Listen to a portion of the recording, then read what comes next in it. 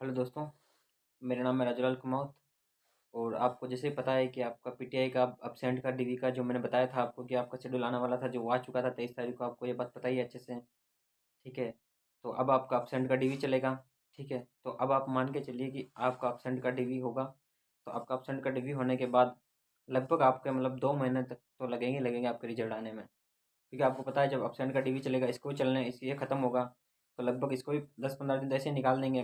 बाद में देखेंगे, रिजल्ट ले जाएंगे और डॉक्यूमेंट वेरिफिकेशन करेंगे। उसके बाद फिर डॉक्यूमेंट को ले जाने लाने में, और इनका पता है, आप तो जानते हैं गवर्नमेंट के काम धीरे धीरे ठाले काम होते ही हैं। ये सारे काम होने वाले हैं। ये सारे काम होते होते देखते हैं आप, चलिए मान के चलिए 2-2.5 महीने से ऊपर हो जाएंगे आपको, क्योंकि पता है आपको कंप्यूटर अनुदेशक का रिजल्ट भी लगभग आपको पता है कि 50 दिन से भी ऊपर हो चुके हैं अभी डीवी होने के बाद भी, मतलब अब्सेंट का डीवी होने के बाद भी इतने दिन हो चुके हैं, लेकिन अभी तक उसका कोई भी रिजल्ट का भी कोई आसार नहीं दिख रहे हैं। तो आपके भी रिजल्ट अभी यूँ समझिए कि अभी कुछ टाइम बाकी है। और बाकी जो एब्सेंट कैंडिडेट हैं जिनका डीवी है, वो अपना डीवी करवाएं आराम से, अच्छे से। और उनका कोई दिक्कत आए फॉर्म में या किसी में, तो आप पूछ सकते हैं इंस्टाग्राम पे कहीं पे भी। ठीक है। आप उसका डीवी करवाएं अच्छे से।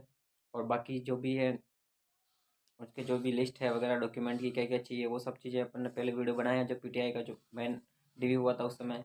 तो वहाँ पे अपन ने सारी चीज़ें डिस्कस करी थी, एक एक चीज़ की भाई किस में क्या चाहिए, कास्ट सर्टिफिकेट से लेके ओबीसी सर्टिफिकेट से लेके, और बाकी जो अदर जितने भी आपके एफिडेविट लगने थे और उसका क्रम क्या था, जो उसका क्रम था, सीरियल नंबर थे, किस किस हिसाब से जमाने थे, उसकी भी अपन ने लिस्ट अपने इसी यूट्यूब चैनल पे अपन ने कम्युनिटी पोस्ट में डाली थी। तो आप वहाँ से देख सकते हैं। और बाकी जो पुराना वीडियो था वो आप वहाँ से देख लें, ताकि आपकी जो जो डीवी का जो सीक्वेंस है और कैसे कैसे डीवी हुआ था, क्या प्रोसेस रहा था, और कैसे आपको डॉक्यूमेंट चाहिए थे, कैसे स्क्रूटनी फॉर्म भरना था, वो सारी चीज़ें आपको वहाँ पे मिल जाएगी।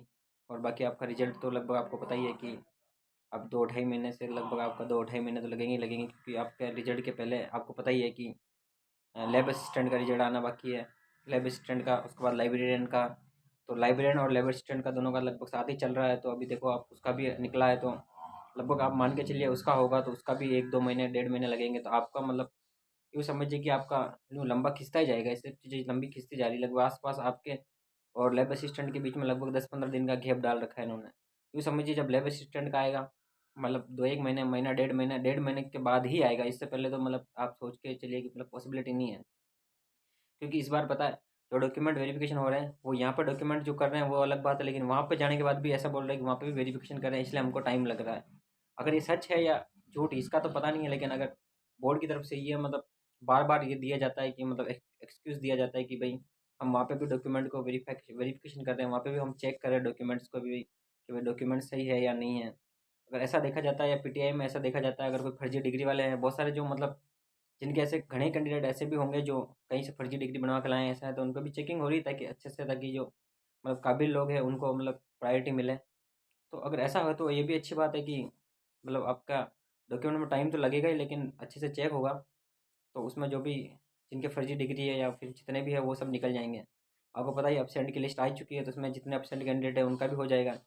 और अगर आपकी कट ऑफ, अब रही आपकी कट ऑफ की बात, तो कट ऑफ आप मान के चलिए आपकी, मुझे तो नहीं लगता बढ़ने के चांसेस हैं। अगर बढ़े तो 0.1 या ऐसे कुछ, ऐसे बढ़े तो बढ़े, बाकी मुझे नहीं लगता बढ़ेंगे, क्योंकि जो पास हुए थे वो कैंडिडेट भी लगभग 24 के आसपास ज़्यादा कुछ थे। ठीक है। जितने पास करने थे उससे भी कुछ एक ज़्यादा थे, और इतने तो मान के चलिए आपके अपसेंट भी हो जाते हैं। इतने तो ज्वाइन ही नहीं करते हैं, उसके बाद कहीं दूसरी जॉब में लगे होंगे तो वो वहाँ जाएंगे। और इसके बाद कुछ के यूँ समझिए कि डॉक्यूमेंट्स में भी दिक्कत आ जाएगी। किसी की डिग्री फर्जी है, किसी का कोई सर्टिफिकेट नहीं है, कोई प्रोविजनल में आ जाएगा, किसी के कोई एफिडेविट बाकी है, किसी का कोई है, तो ऐसा कोई लटक जाएगा, तो ये समझिए आपके कट ऑफ बढ़ने के चांसेस तो बिल्कुल ना के बराबर है। फिर भी अगर होता है, बढ़ती है, तो ज़्यादा नहीं बढ़ेगी, मुश्किल से 0.1 या ऐसा कुछ इसके आसपास, या फिर बिल्कुल ही मेरे को लगता है नहीं बढ़ने वाली है। बिल्कुल चांसेस नहीं है आपके कट ऑफ बढ़ने के। और बाकी आपको पता ही है कि जो भी जो उनकी जिनकी मार्कशीट वगैरह दिक्कत होगी तो वैसे प्रोविजनल में डालेंगे या फिर उनको हटा देंगे। जैसे अभी इसमें कंप्यूटर वाला भी देखा था आपने, एक सीनियर का जो उसमें प्रोविजनल की लिस्ट आई थी, आपने देखी थी। उसके अंदर जो लिस्ट के अंदर रोल नंबर के आगे जो लिख रखा था भाई किसके क्या दिक्कत है, इसको क्यों डाला था प्रोविजनल में, तो वो सब आपको लिखा हुआ मिल जाएगा आपको कि भाई इसके ये मार्कशीट में दिक्कत है, इसके ये फर्जी डिग्री है, इसने ये नहीं कर रखा है, या फिर इसके फाइनल ग्रेजुएशन नहीं हुई है, या फिर ये सेकंड ईयर में है, या फिर इसके भी बाकी है कोर्स करना, या भी इसने एडमिशन लिया और फॉर्म भर दिया, किसी ने एग्ज़ाम दिया, तो ऐसे कैंडिडेट भी मिलेंगे जो यूँ समझिए कि आपकी कट ऑफ ना बढ़ने देंगे। क्योंकि आपके जितने सेलेक्ट हुए हैं उनको मतलब यूँ समझिए सबकी जॉब तो कंफर्म है ही है।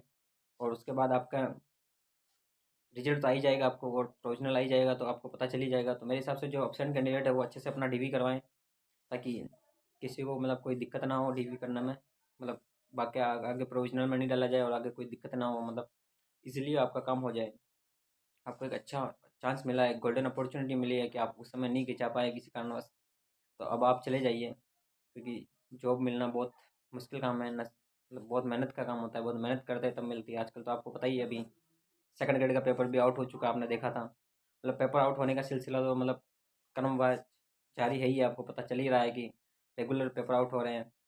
तो आप इसलिए आप मतलब डॉक्यूमेंट वेरिफिकेशन करवा लीजिए, और अगर आपका नंबर आ जाए तो एक बार ज्वाइन कर लीजिए, ताकि कुछ तो रहे आपके हाथ में। नहीं तो आप नहीं करवाएंगे तो कुछ भी नहीं बचेगा आपके हाथ में। तो आप इन चीज़ों का ध्यान रखें, ठीक है। और सभी को ऑल द बेस्ट कि आपका डीवी अच्छे से हो, और जो सेलेक्ट हो चुके हैं उनके लिए कॉन्ग्रेचुलेशंस, ठीक है। और लाइक करें, सब्सक्राइब करें चैनल को, और ध्यान रखें, और अच्छी जानकारी के लिए और जो वैलिड और ऑथेंटिक जानकारी के लिए आप इसको सब्सक्राइब करें, ठीक है। धन्यवाद।